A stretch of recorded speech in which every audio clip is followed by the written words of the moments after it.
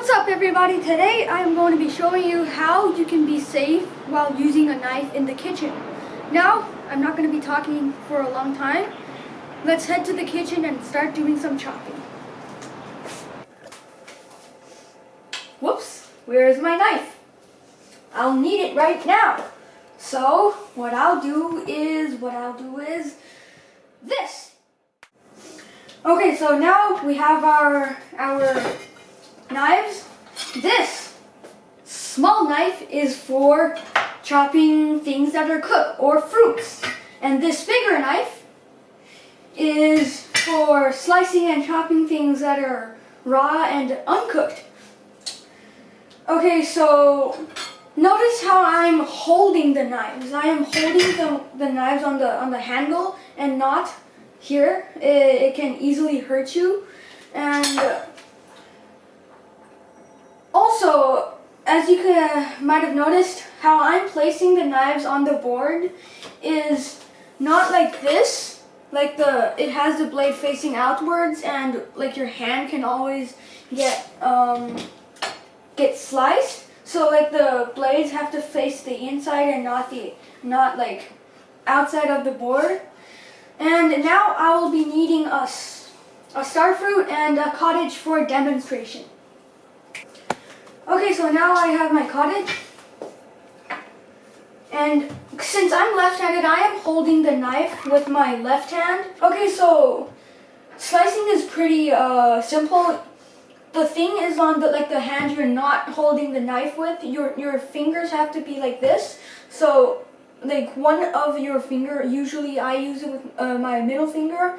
Like when I hold the vegetable or this fruit, when I slice it down, it wouldn't chop my finger. And also try not to lift the knife like higher than your finger, because when you put it down, it can chop your finger very quick. Okay, so like as I'm chopping, like for vegetables, usually we don't do it like this because it's not very clean cut. So we try to slice vegetables. We slice it so it's more neat. Okay, so now I am halfway through the cottage, like halfway through half of the cottage, which is about a quarter of it. So like usually there will be a lot of other things on the board. So if you want to get rid of it like for a second, you can slice it up with the edge of the rim of the knife, and try to, not like this, it has to be touching the board. If you do it like this, first you won't get all the vegetable on the knife, and it's very likely to just chop yourself. There might be a few extra. You do the same, and then you just put it in the plate. And I will be finishing the cottage later, but now let's head to the starfish, the fruit first.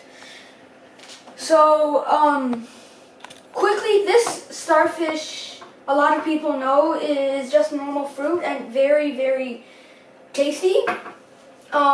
First we want to get rid of the end, which isn't very tasty and isn't very good. So now let's get rid of that. We put it into the sink. Oh yeah, I have a garbage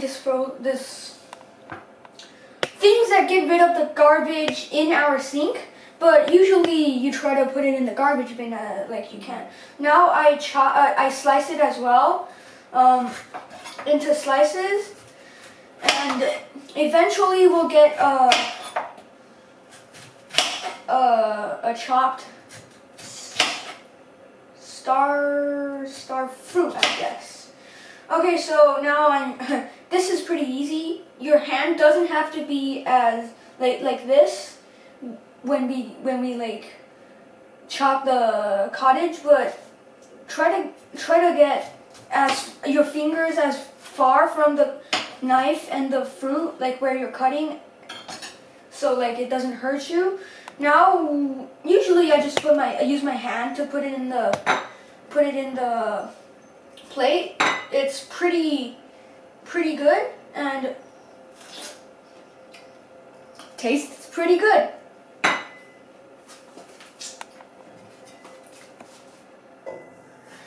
Okay, so now we finished chopping everything. Here's what we got.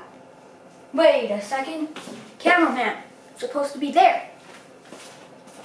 I've put my finished chopping food right here next to the stove because here is where I'm going to be operating the food later. I'm going to be scrambling them right in the stove, so I try to put my food as close to where I'm operating it later. Okay, but first I'll have to show you how we clean the knives and the boards. So here we're at our sink. We first rest our knife and we take whatever we're going to use to clean the knife with. Here I've got I don't know what to call it, but it's something you use to clean boards and knives. We put a tiny bit of soap on it, and the soap is only used for the bigger knife, the bigger knives and both of the boards, and not the small knife, because it's not used used for things that are very unhealthy for your body. And now we turn on the water, and we go where the water flows and not like backwards, because either it's going to cut your finger or the thing you're going to cut with. Okay, so now we turn on the water, and I find a place to rest my knife at, and I just let my knife run through the water, and following the flow, I just clean it as much time as I can. If you don't have a resting place, it's okay. You try to get as much area on the knife as you can, and then eventually, after you clean one side of the knife, you rest it. You don't rest it anymore. You turn off the water for a second, and if the soap is running out, you get a bit more soap. But I'm not running out of soap just yet, so I flip the knife and turn on the water again, and repeat the same step. Okay, so now I've finished cleaning the knife. All I've got to do is just rinse the knife. Rinse it back and forth, just to make sure there's no soap left on it. Now I put it where we usually wait for it to dry. Now, while it's drying, I'll show you how to clean the boards.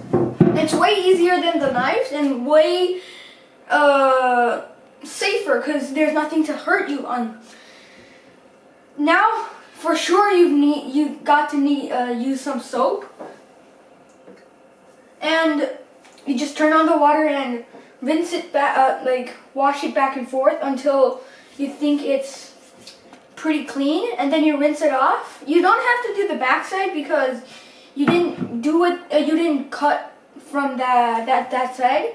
But if you want to make sure your board is clean for the next time, you should probably clean it. But because of time limits, I'm not going to do it today. Okay, so now I've finished cleaning it. I'll set aside the thing I'm going to clean things with and rinse the board.